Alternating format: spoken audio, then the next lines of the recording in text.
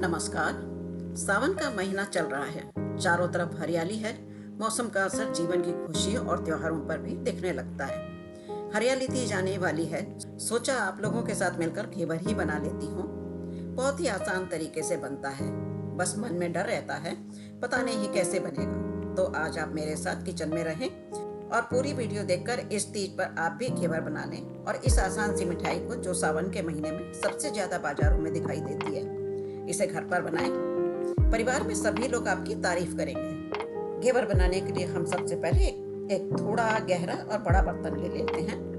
बर्तन बड़ा ले रहे हैं, ये मत सोचिए कि मुझे तो थोड़ा सा ही बनाना है, तो फिर बड़ा बर्तन क्यों लेना है। बस आप मेरी वीडियो को देखते रहिए और हाँ, पहली बार देख रहे हैं तो सब्सक्राइब जरूर कर दीजिए, तभी तो आप मेरी वीडियो देख सकेंगे। आज हम आधा कप मैदा से ही घेवर बना रहे हैं, तो इसके लिए 2 टेबल स्पून मेल्ट किया हुआ घी ले रहे हैं। घी मैंने पहले ही गरम करके रख लिया था। ये घी गरम नहीं है, बस पिघला हुआ है। ज्यादा घी की जरूरत नहीं है।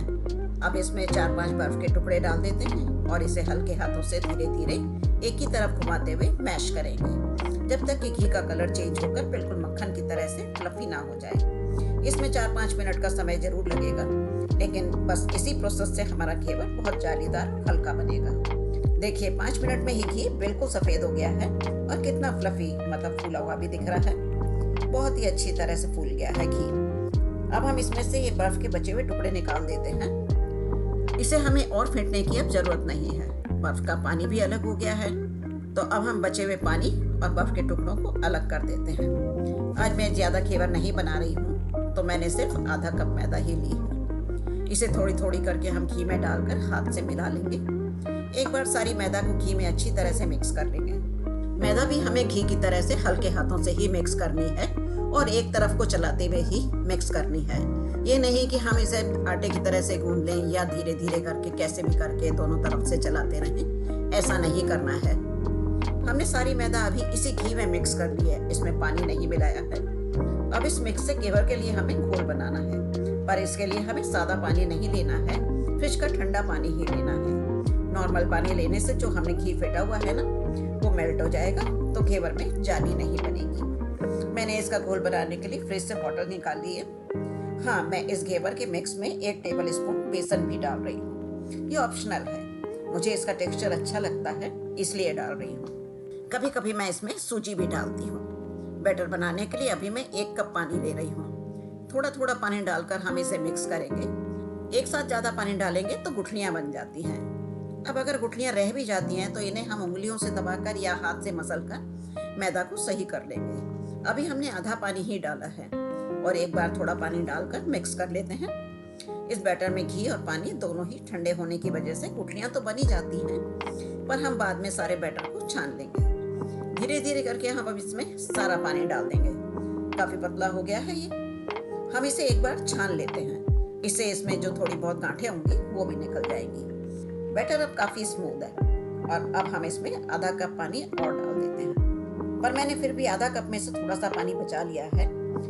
बैटर को जब तक हम आगे की तैयारी करते हैं तब तक फ्रिज में ठंडा होने के लिए रख देंगे। अब गैस की तरफ चलते हैं और गैस पर एक पैन रखकर आधी कटोरी हम इसमें पानी डाल देते हैं। गैस ऑन करेंगे, इसमें 1 कटोरी चीनी डाल देते हैं। अभी हम घेवर को मीठा करने के लिए चाशनी बना रहे हैं। इसे हमें सिर्फ उबालना है 5 मिनट बस। थोड़ी देर हम इसे चलाते रहेंगे। अब जब तक चाशनी में उबाल आता है, साइड में हम गैस पर दूध उबलने के लिए रख देते हैं। दूध से हम घेवर को सजाने के लिए रबड़ी तैयार करेंगे। रबड़ी से घेवर का स्वाद और सज्जा दोनों ही काम हो जाते हैं। चीनी में भी उबाल आ गया है। दूध के साथ बीच बीच में चाशनी को भी चलाते रहेंगे। चाशनी में थोड़ा सा इलायची पाउडर खुशबू के लिए डाल रहे हैं। चाशनी उबलते हुए देखिए 5 मिनट हो गए। ये अब इस तरह से बिना तार के चिपचिपी बन गई है।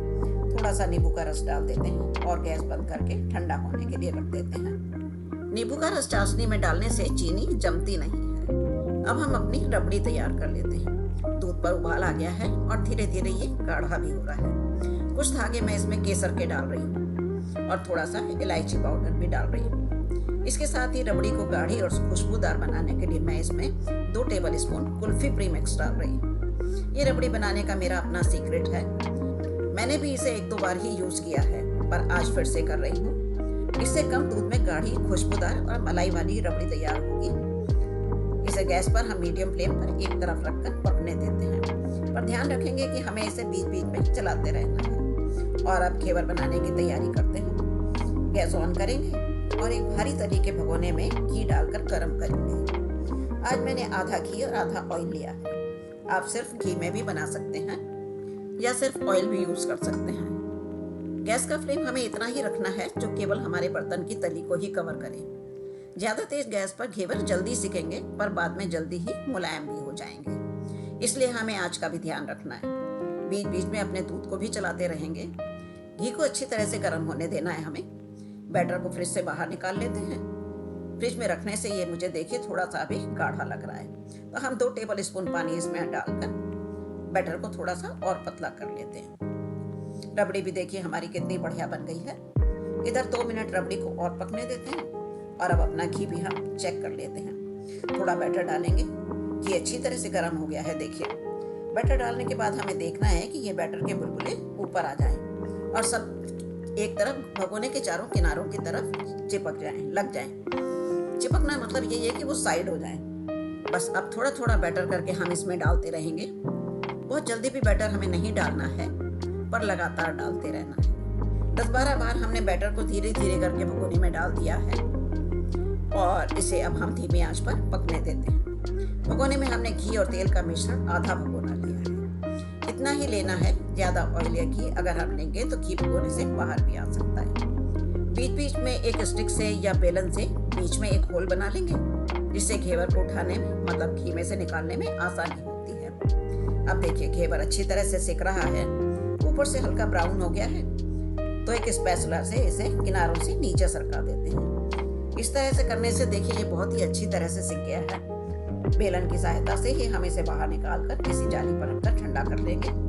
देखिए कितनी बढ़िया जाली बनी है। गरम गरम ही हम इस पर चाशनी डाल देते हैं। चाशनी जालीदार घेवर के नीचे जाकर जो हमने प्लेट रखी है उसमें निकल जाएगी।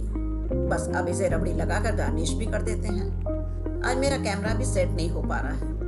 सारे घेवर पर रबड़ी लगाकर अच्छी तरह से गार्निश करेंगे। थोड़े से कटे हुए बादाम डाल देंगे।